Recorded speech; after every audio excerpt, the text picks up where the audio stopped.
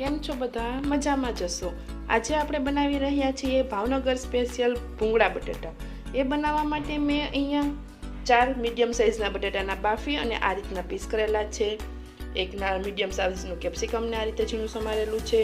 Medium સાઇઝના 2 ટમેટાને આ રીતે સમાર્યા અને લીલી ડુંગળી તે પણ મેં 1 ગાંઠ સમારેલી છે અને લસણ અને આદુની પેસ્ટ લીધેલી છે 1 ટેબલસ્પૂન અને થોડી ખાટી છાશ, સ્વાદ પ્રમાણે મીઠું, ચટણી, ધાણા જીરું, હિંગ અને જીરું લીધેલું છે. તો હાલો હવે આપણે બનાવીએ ભૂંગળા બટેટા. ભૂંગળા બટેટા બનાવવા માટે મેં આ તપેલાની અંદર 2 ટેબલસ્પૂન તેલ ગરમ કરવા મૂકી દીધું છે. હવે આપણું તેલ ગરમ થઈ ગયું છે તો આપણે એમાં 1 ટેબલસ્પૂન જીરું નાખીશું. હવે તેમાં થોડી 1 મીડિયમ સાઇઝ હિંગ નાખીશું.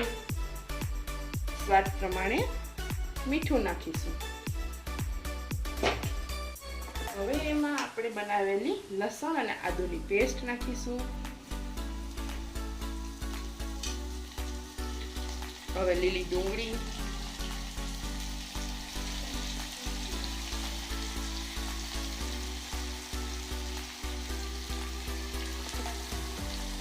ત્યારબાદ આપણે 1 મીડિયમ સાઇઝનું સુધારેલું કેપ્સિકમ નાખીશું.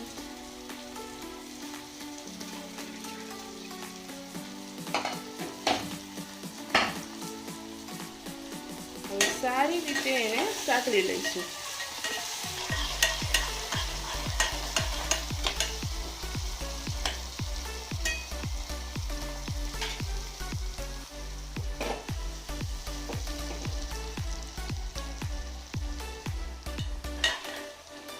હવે આ થોડું સંતળાઈ ગયું છે. હવે આપણે એમાં ટમેટા નાખી દઈશું.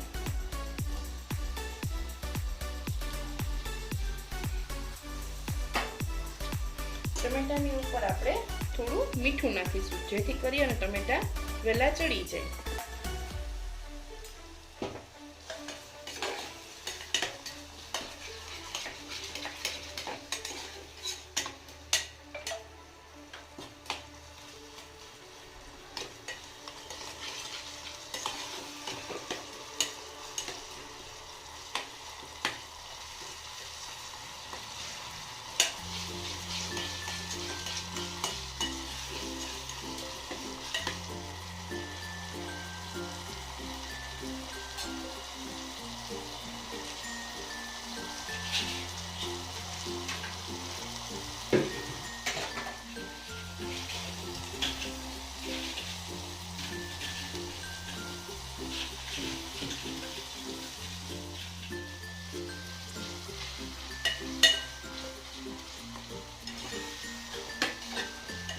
મીડિયમ ગેસ પર આને ચડવા દઈશું અને આ રીતના આપણે ટમેટાને ભાંગીશું જેથી ને તે એકદમ સરસ રીતની ગ્રેવી બની જાય.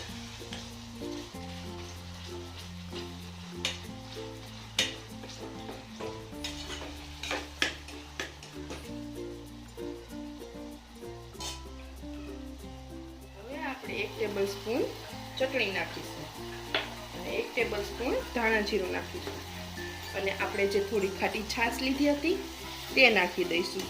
ગેસની ફ્લેમ મીડિયમ રાખીશું જેથી કરીને છાશ વધારે ઓલી થઈ નહીં.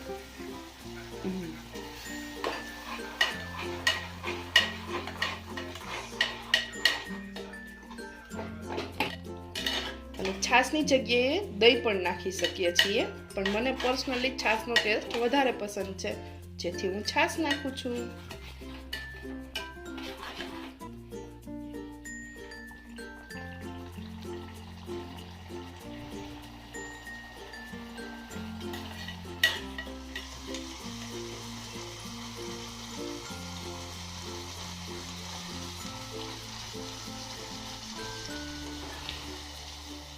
હવે આપણી ગ્રેવી સરસ બની ગઈ છે તો હવે એની અંદર આપણે બટેટાના કરેલા પીસ નાખી દઈશું.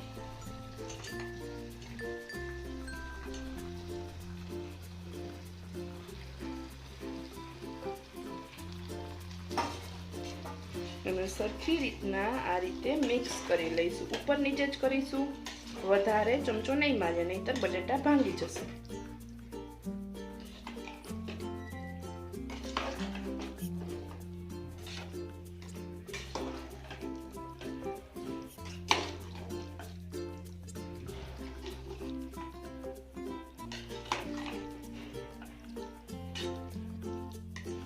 હવે આને થોડીવાર મીડિયમ ગેસ પર રહેવા દઈશું.